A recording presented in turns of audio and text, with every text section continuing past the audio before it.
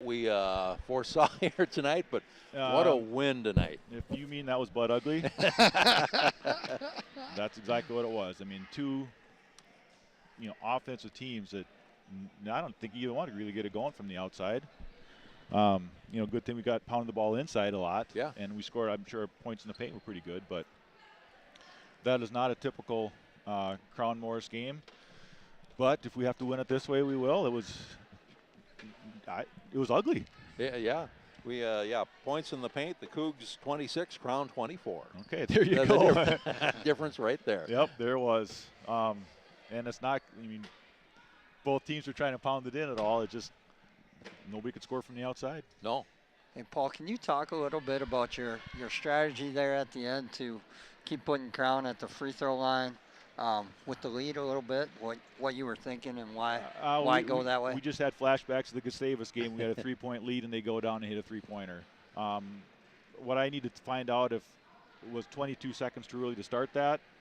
And we should maybe gone to the next possession, but it's like we're not going to lose on another 3-pointer. We're going to try to control the end of the game. And I guess I don't know if that's why we won, but I'm gonna tell my wife it was. That reminds me of the old adage. My dad, high school football coach, came home and said, won a big game and said, "Honey, you know how many really great coaches there are in the state of Minnesota?" And my mom said, "One less than you think." I love your mom. Another interesting call, 16-11 to go in the second half. Pendleton scores on back-to-back possessions, and you call a quick timeout there. Is that to give the guys a rest? Yes. It sure was, and mainly him. And we had a couple guys in foul trouble too. And it's like, I think if we keep going there, we might just pick up a third one on somebody that was just, just because they were tired and reaching. We had plenty of timeouts at that point, and that was, and Jalen asked the same thing. We run some. I said, no, this is a rest timeout, and we have to do that every now and then. Yeah, and a little bit of that is for being 8 guys deep, right, Paul? That you kind of got to pick your spots with the legs. Yep, we were that, and like I said, we're in a little bit of foul trouble already, so we just have to assume that at some point we're probably going to lose somebody to fouls. And I certainly wasn't anticipating overtime at that time. Yeah. Throw another 5 minutes on there, but I was really proud of the way we responded on. They're down after that shot goes in, and a 1-foot runner off balance. Jeffrey got his hand on it even. He tipped it. So there's nothing you can do there. But yeah. So talking to Josh after the game, what'd you have to say to him? To who? Volness. Oh, he's a senior, and I probably won't see him again. So it's just one of those deals where I try to, last time around with the seniors, to at least acknowledge him and wish him the best. And he's a great kid. Last year he was hurt the second time we played him, so I had a nice conversation with him before the game at their place. And that's one of the perks of the job, I guess, is getting to know some of these guys and following some of them when they're gone. With social media, we can do that stuff now. Yeah. So, follow, I don't know, must be 10, 12 former UMAC players on Instagram, and it's kind of fun know what they're doing.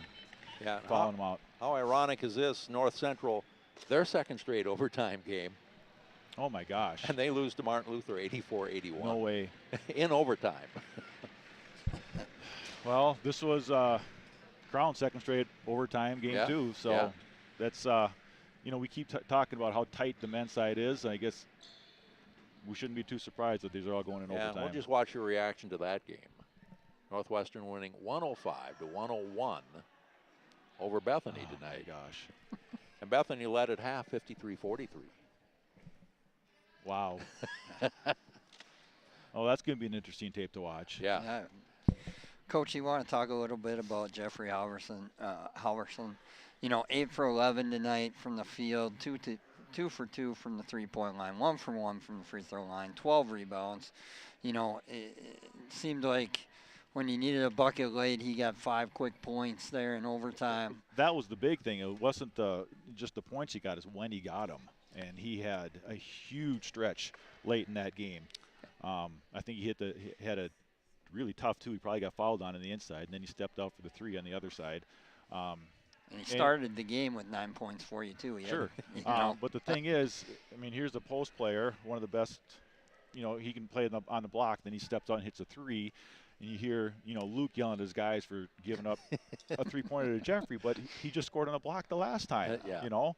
And now he sets a screen and he pops out. So he does a nice job of finding open spots.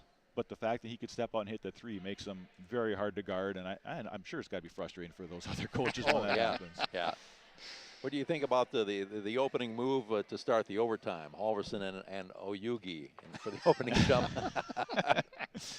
They were a little bit out of size right there, so I wouldn't put that past Luke and Inder. Just like, let's have a little fun here. Yeah.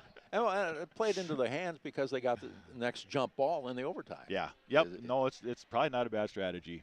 So maybe we should have put Trent in there and actually had a real jump ball.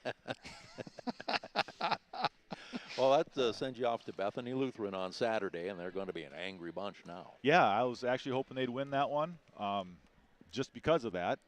But, yeah, they expended a lot of energy tonight. So did we. We got just 1 day of prep. Yeah. You know, it's going to be very difficult having a recovery day and a prep day at the same time. So it's going to be interesting how we'll have to spend some time tomorrow morning planning practice for tomorrow afternoon. Yeah. At least everybody's in the same boat, though. Everybody's in the exact same boat. Yeah. And so is it more of a walkthrough tomorrow morning, or? We'll figure that out in the morning. But yeah, you know, Bethany does a lot of the same stuff here, that high ball screen that we saw today, and they have, you know, 2 point guards that are very similar tonight and Saturday. So, you know, this might not be a bad game to go into the Bethany game on. Yeah, especially on the defensive footing here tonight. Exactly. So, especially after a win, right? Oh, you got that right. Hey, congratulations, Paul. Thanks for joining us. Thanks, guys. Good luck Saturday. So, Paul Grove with us here. The Cougars win 76-74 in the overtime. A big win, Randy, you know, especially coming down the stretch, only 5 games left in the conference, you know, and the race is tightening up, as they say. Yeah, especially after tonight's action here. So, well, the women win it earlier, 68-34. Great defensive effort for them. Men win it 76-74 in the OT, so it's a sweep tonight. Get the brooms out. That's right. We will. And not just to sweep the snow either. Right. Or your car. Yeah. Grant Harding, thanks for joining us. Pleasure being here. Mike Seahawk's been our game time engineer. For these two, I'm Randy Bannock, wishing everyone a good night from the Cougar Sports Network.